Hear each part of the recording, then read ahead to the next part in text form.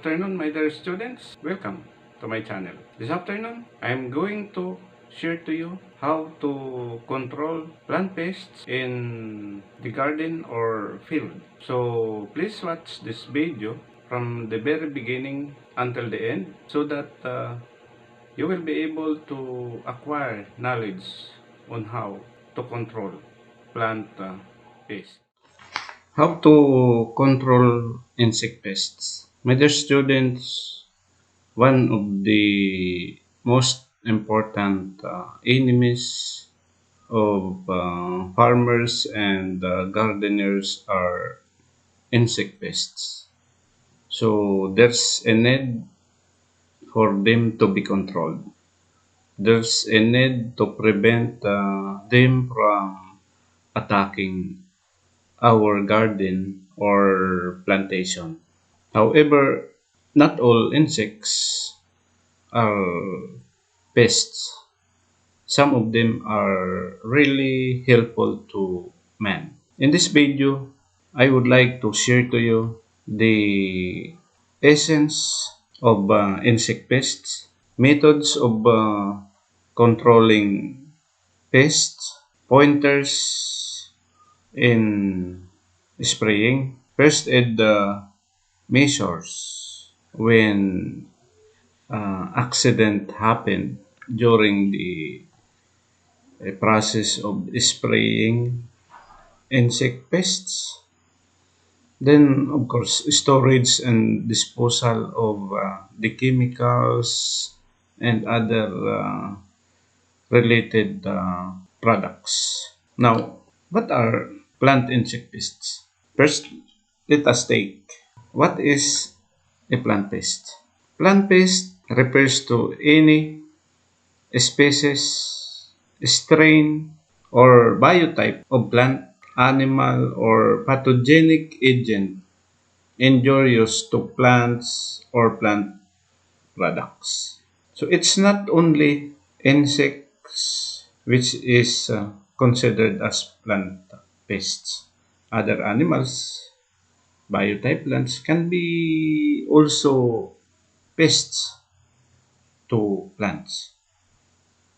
Insect pests are insects destructive to plants. And there are two classifications of insects. The first one is beneficial insects. These are insects helpful to man because of the services and products offered. And therefore, we need to take good care of these beneficial insects. The second is destructive insects. These insects are the one destroying our plantation, harmful to plants by perhaps injecting injurious or toxic substances, ate the leaves of plants, suck the juice of plants, or the attack plants during its flowering stage. These are insects considered to be destructive. Now, what are the benefits of beneficial insects given to man? Of course, it offers pollinating services to man. Pollination cannot be done by man, by farmers, by gardeners, especially if the plantation is wide.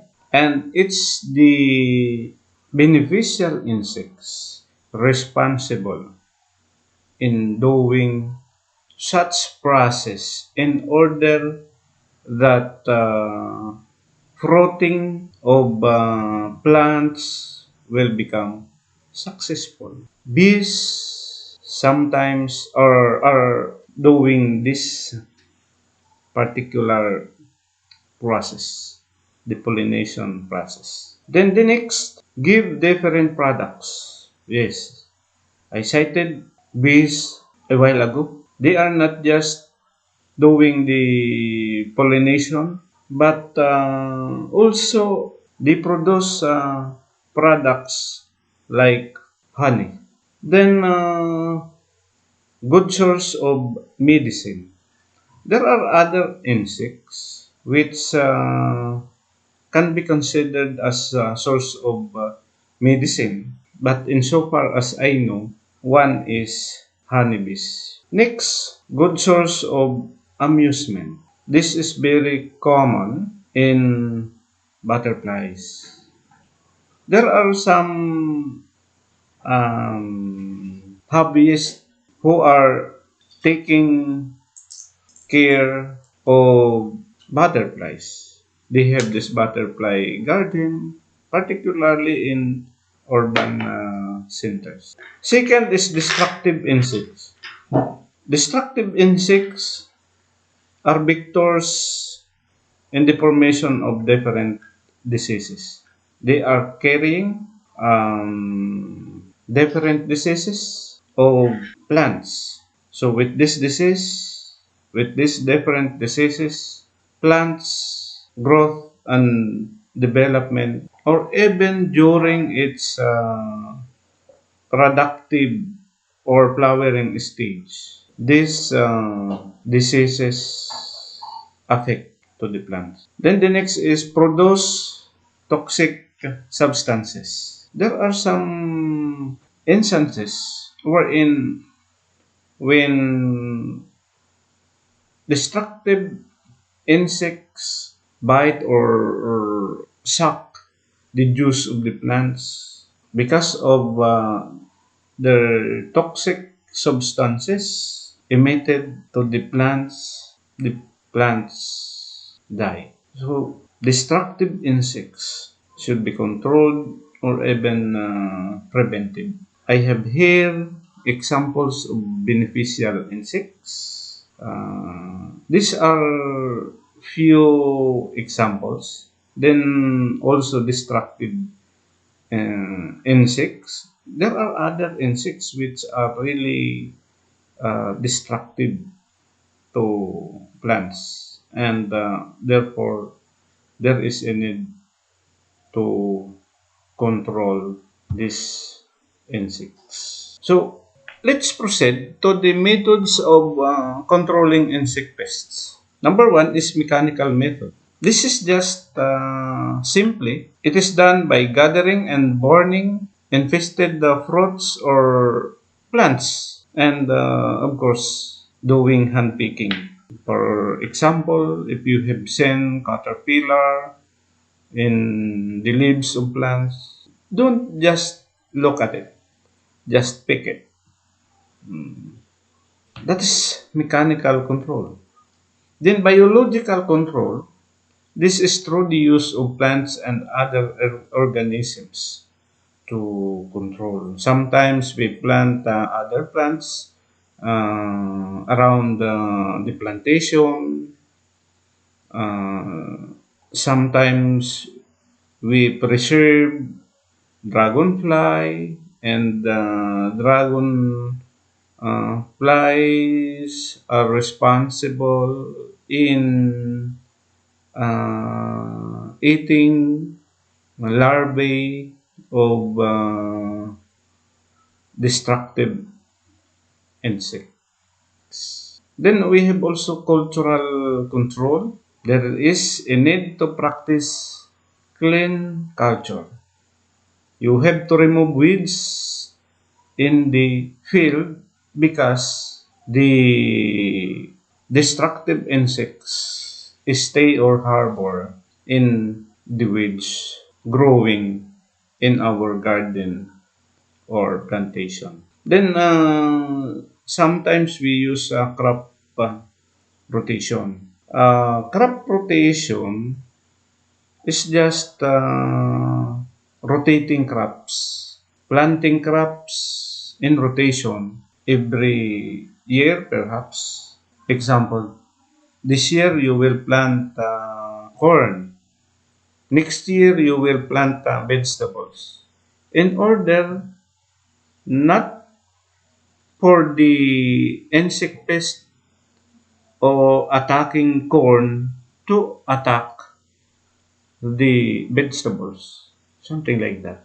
So that's crop rotation under cultural. And the fourth one is chemical control. This is through the use of insecticides, spraying insecticides to the plants growing in the plantation or gardens. And of course, nowadays, particularly rice production, chemical control is very useful. There are some insect pests which are resistant to chemicals. So we need to use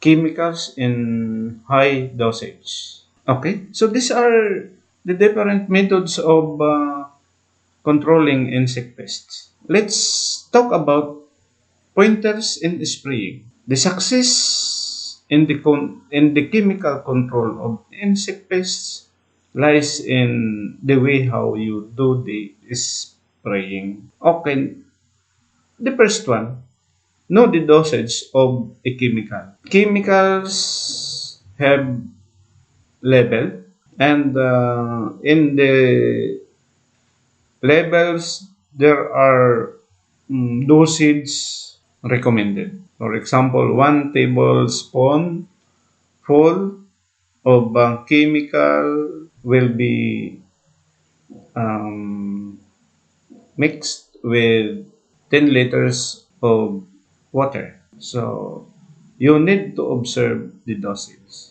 Do not exceed from the dosage if you will be using chemicals, because there might be burning effect to the plants if it exceed, and there will be um, less success in controlling insects if it's below the recommended dosage. When you, for instance, if the recommended dosage is 1 tablespoonful of the chemical you are using mixed with 10 liters of water, and you use 1 teaspoon to 10 liters of water, that means it will not be effective. Then next, mix the chemical thoroughly with fresh water. Yes, there is a need for you to mix it because it might not be effective if you will not mix it properly.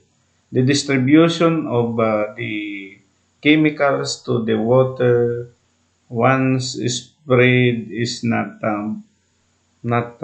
balanced, shall we say. Then use gas mask before and during spraying. Yes, it's necessary. During my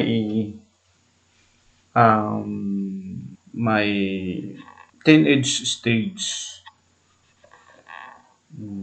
I encountered shall we say smelling the chemicals at that time. I used this is 2.5. I just don't know if there are, or if this kind of chemical is still in the market. So it has negative effect to you. So you need to use gas mask before and during spraying. Even if you will mix the chemical with water, you need to use gas mask. It's dangerous. It's dangerous. Your lungs will be affected. Or sometimes there will be irritation once it will be even in your skin. There will be irritation, which you will suffer. Okay? Then, next, go along with the directions of the wind when you are spraying. Do not go against, because the the water with chemicals will goes to you, and you will really suffer problem. It happened to me uh, only one time, because I did not consider the wind direction. I just spray without sprayed the plants without careful consideration of the wind. So what happened? My body was also sprayed with the chemical I used in our or in the field. Then next, when rain comes in 24 hours, repeat spraying. This there is a need for you to consider the time, the weather condition, because if you cannot consider this and it will rain, the effect of the chemical will not be good. So, for instance, you did not consider that this day is cloudy, then you continue spraying, and 1 hour after spraying, here comes the rain. So what will happen? The chemicals will be washed out from the leaves of plants, and what will happen? The effect will not be so good. Okay, then the last, spray during good weather. Yes. It's advisable that you need to spray during good weather, perhaps 9 o'clock, uh, then of course somehow late in the afternoon. But the usual practice in rice production and in crop production, we used to spray it 9 o'clock, 9 o'clock, and we seldom spray the chemicals in the afternoon. But you can do it. You can do it for as long as you will spray the plants during good weather. Okay. Let's talk about the first aid measures. Sometimes accident cannot be seen.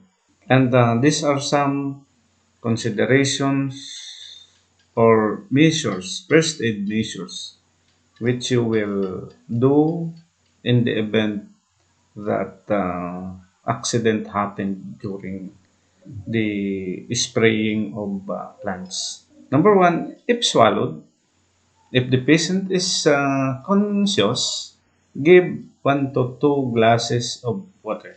Practical way. If on the skin, wash the affected area with soap and water. Sometimes you cannot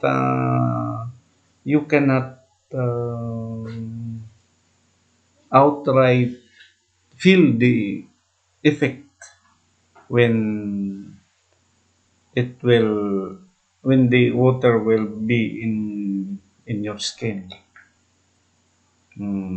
It perhaps 5 to 10 minutes. If the chemical is strong, you will suffer from irritation. If ice, flush the ice with clean and running water. Yes, it might cause blindness to you if the chemicals will be poured into your, or the water will be uh, sprayed to your eyes. If inhaled, remove the victim from the area of exposure and bring to fresh air.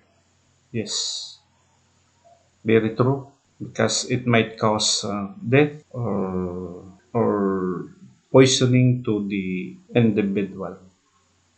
If all cases get medical attention immediately. Sometimes it is hard for us to get medical attention, particularly in rural areas. So what's really important is to consider the pointers, to have extra care in spraying the plants. Okay? Then let's talk about storage and disposal. Okay. What will you do with the chemicals? Store in cold, dry place and out of the reach of children. Since chemicals are dangerous, you need to store it out of the reach of children in a cold, dry place, because if you will place it in warm area, there might be explosion. I might be exaggerating, but there's a possibility because these are chemicals. Okay. Next, do not reuse container. Bottles of chemicals after spraying should be disposed properly so that you cannot use that anymore. Don't use it for any other purposes. It's dangerous. It might be that you can place water without knowing, then you drink it. Oh my God, there will be a problem. You will suffer mm, from your carelessness if you are careless. Then the next, avoid contamination of any water supply with chemical or simply container. Yes, avoid contamination. Be sure that when you prepare the chemicals for spraying, do not you have to prepare it separately without things, water, or food materials which can be um, contaminated. Okay, so these are all about for this video. Thank you and God bless. I hope this can contribute a little to your stock of knowledge in crop production and gardening.